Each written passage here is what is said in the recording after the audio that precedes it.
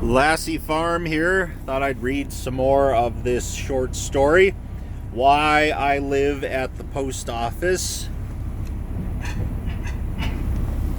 And I guess I can turn off the engine here. Have a little bit of peace and quiet. It snowed a lot last night. It snowed really hard at home. I'm at Northfield, Minnesota now.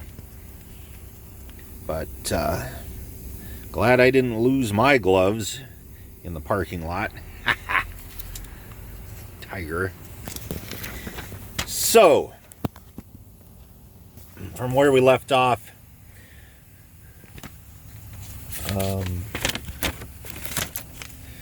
how, says Mama, but all I says was, There I was over the hot stove trying to stretch 2 chickens over 5 people and a completely unexpected child into the bargain without 1 moment's notice. What do you mean, says Stella Rondo. And Mama says, I heard that, sister. I said that. Oh, I didn't mean a thing. Only that whoever Shirley T was, she was the spit image of Papa Daddy if he'd cut off his beard, which of course he'd never do in the world. Papa Daddy's Mama Papa and sulks. Stella Rondo got furious. She said, Sister, I don't need to tell you got a lot of nerve and always did have, and I'll thank you to make no future reference to my adopted child whatsoever. Very well, I said.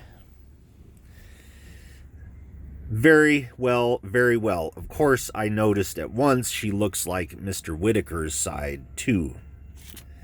That frown, she looks like a cross between Mr. Whitaker and Papa Daddy. Well, all I can say is she isn't. She looks exactly like Shirley Temple to me, says Mama, but Shirley T just ran away from her. So the first thing Stella Rondo did at the table was turn Papa Daddy against me. Papa Daddy, she says. He was trying to cut up his meat. Papa Daddy, I was taken completely by surprise. Papa Daddy is about 1,000,000 years old and he's got this long beard. Papa Daddy, sister says she fails to understand why you don't cut off your beard. So Papa Daddy lays down his knife and fork. He's real rich. Mama says he is. He says he isn't. So he says, have I heard correctly? You don't understand why I don't cut off my beard. Why, I says. Papa Daddy, of course I understand. I did not say any such of a thing. The idea, he says. Hussy. I says, Papa Daddy, you know, I wouldn't any more want you to cut off your beard than the man in the moon. It was the farthest thing from my mind. Stella Rondo sat there and made that up while she was eating breast of chicken. But he says, so the postmistress fails to understand why I don't cut off my beard. Which job I got you through my influence with the government. Bird's nest, is that what you call it?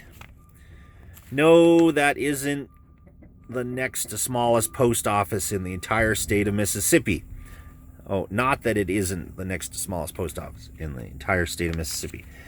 I says, oh, Papa Daddy. I says, I didn't say any such a thing. I never dreamed it was a bird's nest. I have always been grateful, though. This is the next to smallest post office in the state of Mississippi. And I do not enjoy being referred to as a hussy by my own grandfather. But Stella Rondo says, yes, you did say it too. Anybody in the world could have heard you that had ears. Stop right there, says Mama, looking at me. So I pulled my napkin, straight back through the napkin ring and left the table. As soon as I was out of the room, Mama says, "Call her back or she'll starve to death." But Papa Daddy says, "This is the beard I started growing on the coast when I was 15 years old." He would have gone on till nightfall if Shirley T hadn't lost the Milky Way she ate in Cairo. So Papa Daddy says, "I'm going out and lie in the hammock, and you can all sit here and remember my words. I'll never cut off my beard as long as I live, even 1 inch, and I don't appreciate it in you at all."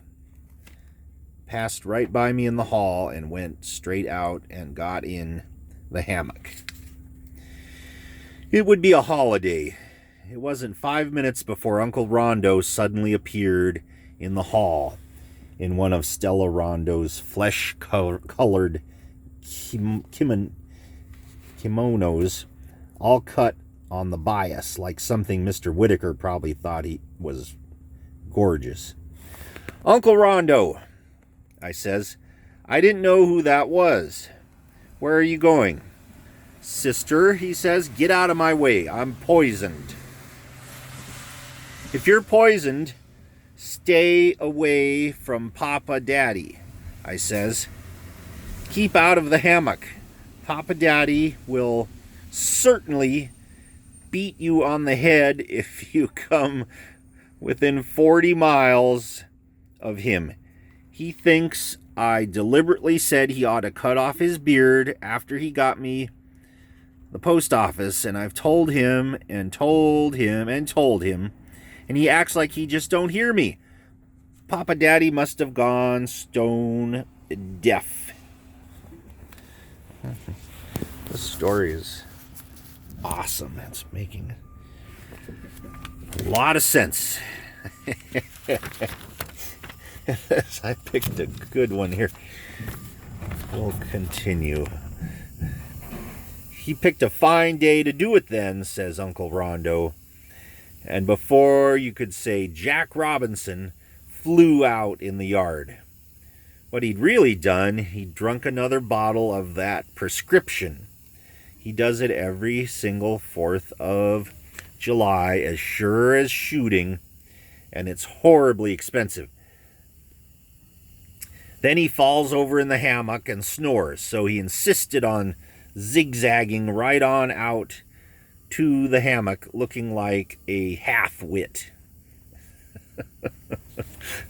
Okay. Well, we'll leave it there. How much more is there to this effing story? God. Oh, boy. Oh, boy. Okay, like 1, 2, 3, 4, 5 more pages. Well, fine. We'll do that tomorrow. Because it's so good. You know, I really want to know what happens with this story. Yeah. You bet. Thanks for watching.